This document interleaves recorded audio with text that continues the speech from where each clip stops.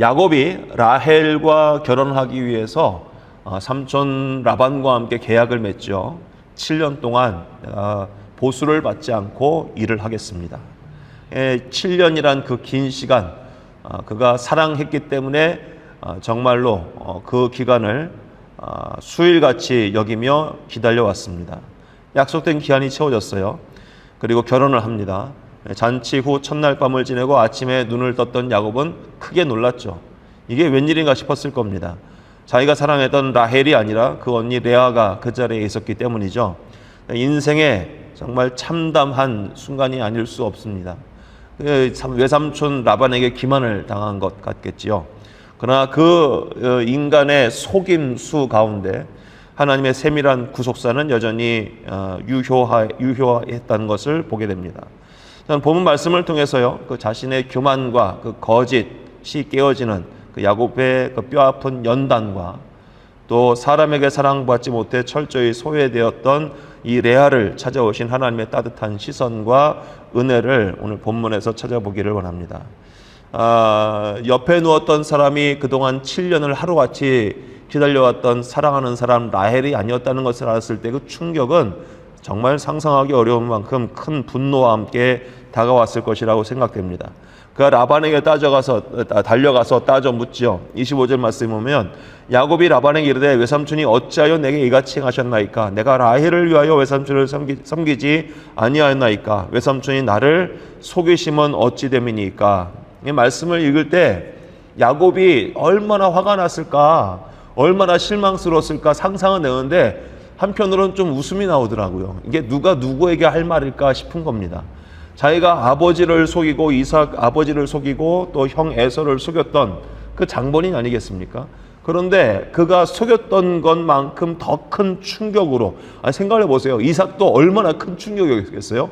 자기가 큰아들 에서인 줄 알고 축복을 했는데 야곱이었다는 사실을 알았을 때 그 배신감이 얼마나 밀려오겠습니까? 얼마나 놀랐겠어요. 그 에서도 그렇지 않겠습니까? 이 자식이 형이 나를 제끼고 그렇게 해서 그 분노가 그 배신감에서 오는 그 분노, 어마어마했을 거라고 생각합니다. 그런데 야곱이 똑같이 당한 거예요. 그럼에도 그가 나를 속이심이 어찌 됩니까? 어떻게 나를 속일 수가 있어요? 삼촌은 어떻게 그럴 수가 있어요? 그러면서 자기는 보이지 않았을까 싶은 생각이 들어갑니다.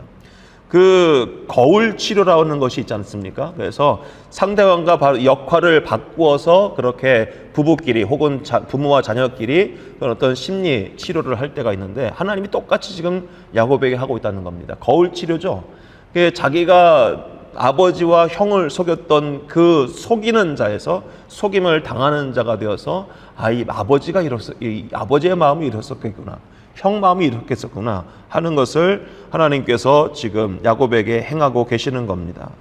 야곱은 과거 아버지 이삭의 눈먼 것이죠. 보이지 않았다라는 것을 이용해서 아버지를 속였어요. 형의 축복을 가로챘습니다. 외삼촌 라반이 똑같이 야곱에게 그 밤의 어두움을 이용해서 야곱을 감쪽같이 속였습니다. 보이지 않는 것을 이용해서 속였고 보이지 않는 것을 이용해서 속임을 당한 야곱입니다. 자, 우리가 겪게 되는 억울한 일 있죠. 마음에 상처가 있을 수 있습니다.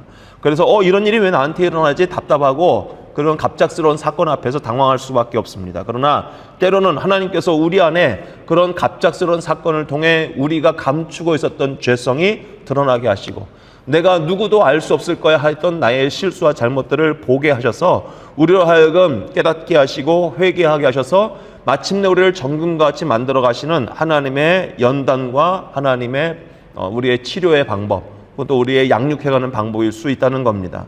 그래서 우리 안에 날마다 우리의 삶을 돌아보게끔 하시는 하나님의 은혜로 여기고 그런 당황할 수밖에 없는 상황 속에서 하나님의 인도하심을 발견할 수 있는 그런 믿음의 눈이 우리 가운데 있으면 좋겠습니다. 자, 오늘 야곱의 항해 라반은요, 언니보다 아우를 먼저 주는 법은 없다, 우리 지방에서는 그렇게 하지 않는다 하고 7일을 기다리고 그 다음에 라헬과 결혼할 수 있도록 합니다. 그리고 라헬을 줄 테니 7년을 더 일해라. 뛰는 놈 위에 나는 놈 있고 나는 놈 위에 나는 놈 붙어가는 사람이 있다고 하는데 정말 외삼촌 라반이 그런 사람처럼 보입니다. 야곱은 라헬을 너무나 원했기 때문에 이 부당하다고 생각하는 거래를 수락하고 맙니다. 결국 한 여인을 위해서 도합 14년이라는 자신의 청춘을 바치는 일이 오늘 보이지요. 목적을 달성하기 위해 이 수단과 방법을 가리지 않던 야곱은 그의 성향 때문에 또다시 14년이라는 그 무거운 짐을 지고 가게 됩니다. 자, 이것 때문에 오히려 야곱의 가정에 깊은 갈등과 질투의 씨앗이 되고 말았지요. 자, 그가 레아보다 라헬을 더 사랑했다고는 얘기합니다. 이삭이 에서를 편애해서 가정에 불화가 있었던 것처럼 야곱 역시 라헬을 편애해서 두 아내 사이에 씻을 수 없는 상처의 벽을 만들고 말았습니다. 인간의 육신적인 그 편집과 그 편애와 그리고 집착이 얼마나 공동체에 눈물과 아픔을 가져오는지를 보게 됩니다. 내 마음속에 가지고 있는 그 어떤 그 편애하고 또 내 마음의 집착, 육신적인 생각들, 때로는 게 공동체에 넘어지는 걸림돌이 될 수 있다는 겁니다. 오늘 하나님께서는 그렇게 편애 속에서 철저히 소외되고 외로웠던 레아를 돌아보셨다고 얘기합니다. 남편의 사랑을 받지 못해서 외로웠던 이 레아에게 하나님께서 그 태를 여시고 라헬보다 먼저 자녀를 생산하게 하셨다는 겁니다. 자, 하나님은 세상의 기준에서 밀려나 있던 이 상처받고 소외된 레아의 고통을 보셨다라고 얘기합니다. 이 보셨다라는 건 굉장히 중요한 말이죠. 하나님께서 돌보시고 하나님께서 보셨다는 것은 그냥 보았다는 얘기가 아니라 그의 아픔을 공감하셨다는 얘기입니다. 여기에서 보셨다라는 것은 창세기에서 하나님께서 천지를 창조하시고 보시기에 좋았다는 그냥 관찰을 의미하는 것이 아니라 마음의 공감을 의미하고 있는 것입니다. 오늘 하나님께서 우리의 상처를 보고 계십니다. 우리의 마음에 남아있는 여러 가지 아픔들을 보고 계십니다. 그 보신다는 것은 관찰하신다는 것이 아니라 공감하신다는 겁니다. 내 아픔을 공감하고 계시고 내 상처를 공감하고 계십니다. 내 슬픔을 또 내 마음속에 담아두고 있는 그 모든 쓴뿌리와 같은 것들을 하나님께서 공감하고 계십니다. 그리고 위로하십니다. 오늘 그의 태를 여심으로 위로의 손길을 내미시는 이 하나님께서 우리의 삶 가운데 찾아오셔서 남몰래 흘리는 그 눈물을 하나님께서 계수하여 주시고 또 우리의 삶 가운데 아픔을 동참하고 공감해 주시는 줄로 믿으실 수 있기를 바랍니다. 오늘 레아가 아들을 낳으면서 이렇게 첫째 루벤의 이름을 아들이다 하면서 이렇게 얘기합니다. 여호와께서 나의 괴로움을 돌보셨으니 이제는 내 남편이 나를 사랑할 것이다 라고 합니다. 내가 첫째 아들을 낳았으니 내 남편이 나를 사랑할 것이다 하면서 루벤이라고 지었다는 겁니다. 둘째도 여호와께서 내가 사랑받지 못함을 들으셨으므로 이 들으셨다는 의미로 시므온이라고 이름을 짓습니다. 남편이 나를 돌아보지 않고 있다. 그래서 자신의 비참한 처지를 시므온이라 이름을 짓죠. 셋째 이름은 내가 그에게 세 명의 아들을 낳았으니 이제는 내 남편이 나와 연합할 것이다. 연합의 의미로 레위라고 짓다는 겁니다. 첫째, 둘째, 셋째 전반한 남편에 대한 서운함, 남편에 대한 그리움, 남편에 대한 사랑에 목말라 있는 레아의 모습을 아들의 이름을 통해 고백하고 있는 것입니다. 마침내 넷째 아들이 나왔을 적에 레아는 그 이름을 유다라고 짓습니다. 유다는요, 그 이름이 뭐냐면 35절에 내가 이제는 여호와를 찬송하리로다 하고 이로 말미암아 그가 그의 이름을 유다라 하였고, 말씀 보시면 내가 이제는 이라고 합니다. 내가 이제는 남편의 이름이 더 이상 나오지 않습니다. 아들의 이름을 지을 때 남편과 연관 짓지 않습니다. 내가 이제는 남편을 바라보지 않겠다. 내가 이제는 남편의 사랑에 목마르지 않겠다. 내가 이제는 남편을 그리워하지 않겠다. 내가 이제는 여호와를, 남편이 채우지 못했던 그 공허한 자리를, 그 공백을 여호와 하나님으로 채우겠다라는 그녀의 고백이 유다 찬송할 것이다 라는 고백으로 나오고 있는 것입니다.